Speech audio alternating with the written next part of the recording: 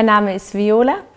Me llamo Viola, soy ginecóloga y hoy quiero hablarte de las complicaciones durante el embarazo. Schwangerschaftsdiabetes oder auch Gestationsdiabetes. La diabetes gestacional es un trastorno del metabolismo del azúcar. Los cambios hormonales durante el embarazo hacen que las células del cuerpo desarrollen resistencia a la insulina. Normalmente, la insulina descompone al azúcar. Con un diabetes, este mecanismo se interrumpe y provoca un aumento de los niveles de azúcar en la sangre. A menudo se trata de un problema preexistente que se descubre por primera vez durante el embarazo. Por eso es importante hacerse controles periódicos de la glucemia incluso después del embarazo.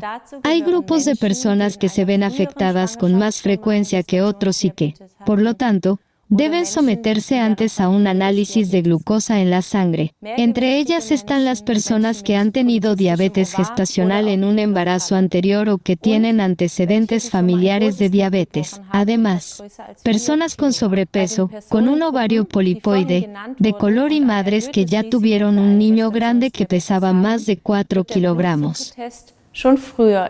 Para los grupos de personas mencionados anteriormente que tienen un mayor riesgo de diabetes gestacional, la prueba de glucosa en sangre se realiza en una fase más temprana del embarazo. Ya en la semana 14 del embarazo se toma una muestra de sangre por la mañana en ayunas. El ayuno, que es importante, significa que no debes comer nada desde la noche anterior, ni siquiera chicle. Es mejor no lavarse los dientes por la mañana y tampoco fumar. Todo esto puede cambiar los valores. Además, solo debe beber agua clara desde la noche anterior. En función de los resultados, se detectará si hay una diabetes gestacional. Todas las otras personas se someten a la llamada OGTT en la semana 24 a 28 del embarazo. Esto también se aplica a las personas aquellas la primera prueba no detectó una diabetes gestacional. Para la prueba de tolerancia oral a la glucosa también se acude a la consulta o al hospital por la mañana en ayunas, como se ha explicado anteriormente. Se le extrae sangre 3 veces, una al principio, luego se le da a beber una solución azucarada y al cabo de 1 y 2 horas se le vuelve a extraer sangre. Se analiza si su organismo puede descomponer el azúcar rápido y bien o si hay una alteración en el metabolismo del azúcar. Hay algunas situaciones en las que no debe hacerse una SOG, por ejemplo si tiene una infección, si se ha sometido a una operación de bypass gástrico o si le han hecho una maduración pulmonar a su bebé en los últimos días. Si la prueba es anormal, tu ginecólogo te enviará a recibir asesoramiento nutricional y orientación sobre la diabetes. Allí te explicarán qué puedes hacer tú misma para bajar el nivel de azúcar en la sangre. Hacer deporte de resistencia puede ayudar mucho. Por ejemplo, es estupendo que salgas a caminar a paso ligero 30 minutos al menos 3 veces a la semana. Así se evitan complicaciones. A veces alcanza con prestar atención a la dieta y hacer suficiente ejercicio. Si con estas medidas puedes mantener bajo control tus niveles de azúcar en la sangre, tu forma de diabetes se llama diabetes gestacional alimentaria. Es posible que no sienta nada ni tenga síntomas. Pero la diabetes conlleva riesgos tanto para la madre como para el bebé, por lo que es importante controlar y ajustar periódicamente los niveles de glucosa en la sangre. Existe un mayor riesgo de hipertensión arterial y los posibles síntomas o riesgos pueden ser que el bebé crezca mucho, que haya mucho líquido amniótico, que se produzcan lesiones importantes durante el parto con un bebé grande, así como el riesgo de parto prematuro. Tras el nacimiento, hay más riesgo de que el niño necesite inicialmente asistencia respiratoria o de que tenga niveles bajos de azúcar en la sangre y deba ser tratado en la unidad neonatal. Todos estos riesgos son menores si los niveles de glucemia están bien controlados, por lo que merece la pena tomarse todo el asunto en serio y adoptar ciertas medidas. Pero a veces los niveles de azúcar en la sangre simplemente se mantienen demasiado altos y entonces el cuerpo necesita más insulina de la que puede producir por sí mismo. Esto se hace con pequeñas inyecciones que puedes ponerte tú mismo, normalmente por la noche, a veces durante el día. Esta forma se denomina diabetes gestacional insulino dependiente. Tienes que medir y anotar la glucosa regularmente.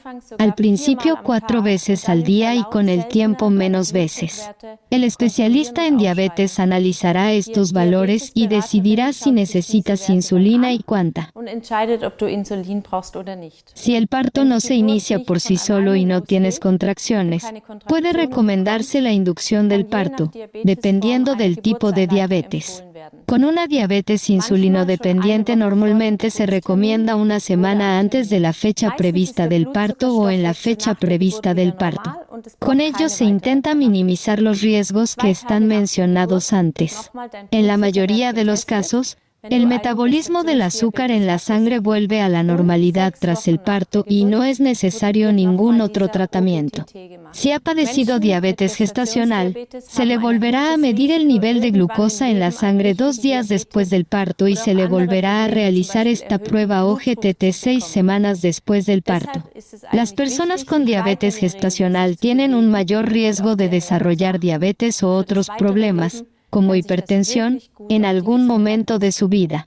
Por eso es importante seguir haciendo ejercicio con regularidad y prestar atención a la dieta. Esto puede tener efectos muy positivos en su salud para el resto de su vida. También se recomienda que el médico tome una muestra de sangre una vez al año para comprobar los niveles de azúcar. A continuación hablaré de la hipertensión. Una hipertensión es cuando los niveles de tensión arterial son superiores a 140 por encima de 90. Algunas personas ya la tienen antes del embarazo y ya están tomando medicación. Si este es el caso y estás planeando un embarazo o te das cuenta de que estás embarazada, debes ponerte en contacto con un médico. Algunos medicamentos no están permitidos durante el embarazo o pueden ser perjudiciales para el niño, y por esto tendrán que ser sustituidos.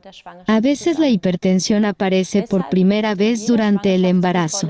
Esto también está relacionado con muchos cambios hormonales y físicos durante el embarazo.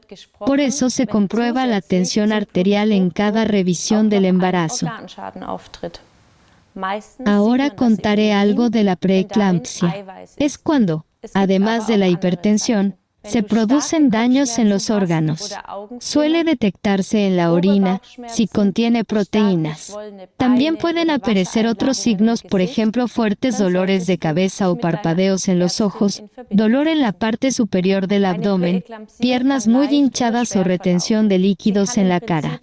Si tiene estos síntomas, debe ponerse en contacto con su médico. La preeclampsia puede ser leve o grave y puede afectar a casi todos los órganos. Por ejemplo, también puede afectar al hígado, los riñones y el cerebro. El mejor tratamiento de la preeclampsia es el parto. Por eso, dependiendo de la gravedad, puede recomendarse la inducción del parto o incluso una cesárea. Continuar el embarazo podría ser peligroso para ti y para tu bebé. A veces el tratamiento no está totalmente claro y los médicos dicen una cosa en un momento y un poco después cambian el plan. Esto a veces puede ser inquietante, pero se debe saber que la preeclampsia puede cambiar rápidamente y se necesitan otras medidas. A continuación hablaré de las hemorragias durante el embarazo. Las hemorragias pueden provocar rápidamente ansiedad e incertidumbre. También es cierto que se consideran una señal de alarma de que algo no está bien. Sin embargo, a veces hay situaciones en las que no necesariamente indica peligro. Por ejemplo, la hemorragia de implantación, cuando se produce una hemorragia muy leve en las primeras semanas de embarazo. A veces también puede producirse una hemorragia leve después de mantener relaciones sexuales. También suele haber hemorragias mucosas al principio del parto, cuando empiezan las primeras contracciones y el cuello del útero empieza a acortarse o abrirse lentamente. Algunas mujeres embarazadas tienen hemorroides, que se asocia a estreñimiento y heces duras. Esto a veces puede provocar hemorragias. Sin embargo, procede del ano y no tiene nada que ver ver con el embarazo. Si te preocupa que algo esté mal o sangras mucho, acude al hospital. Si sabes que tienes una placenta profunda, es decir, cerca del cuello del útero, también debe examinarte un médico. En realidad, se puede decir que cualquier hemorragia que se produzca en un embarazo avanzado y no se conozca la causa debe ser investigada. Ahora te hablaré de las contracciones prematuras o del acortamiento del cuello uterino. Durante el embarazo, el abdomen crece, los tejidos, la piel y los ligamentos se estiran y es normal sentirlo. Pero si experimentas una tensión en el bajo vientre que parece la menstruación o si el abdomen se endurece repetidamente, más de 3 veces por hora aproximadamente y antes de la semana 36 de embarazo, entonces debes acudir al hospital. El canal cervical es el cuello del útero. Su función es sujetar bien al bebé en el útero y a veces se acorta.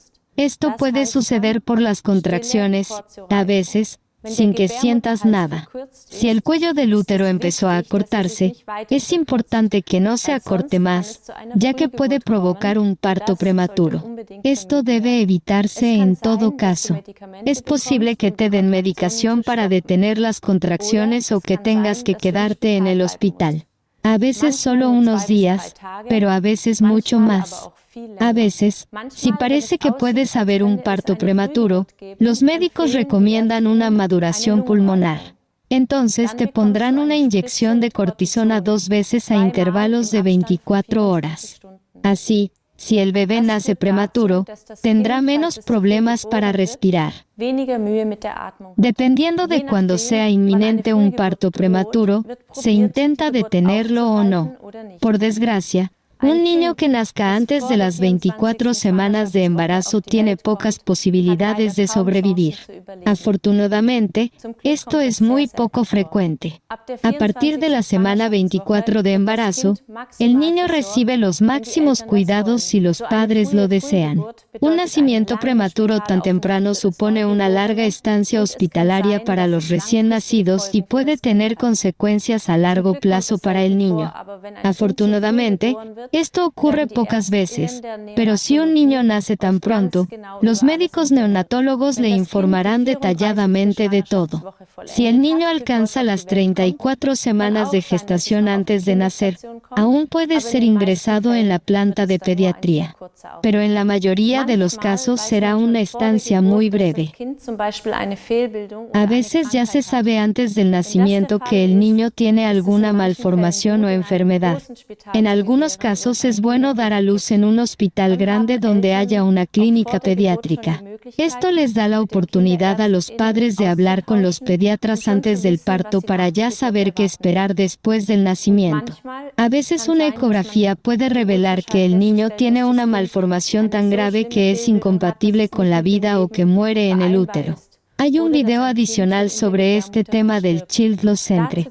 Hemos hablado mucho de las complicaciones físicas, pero también es muy importante tener en cuenta la salud mental durante el embarazo y el posparto. Puedes encontrar más información en el video de Lena sobre la depresión y las enfermedades mentales.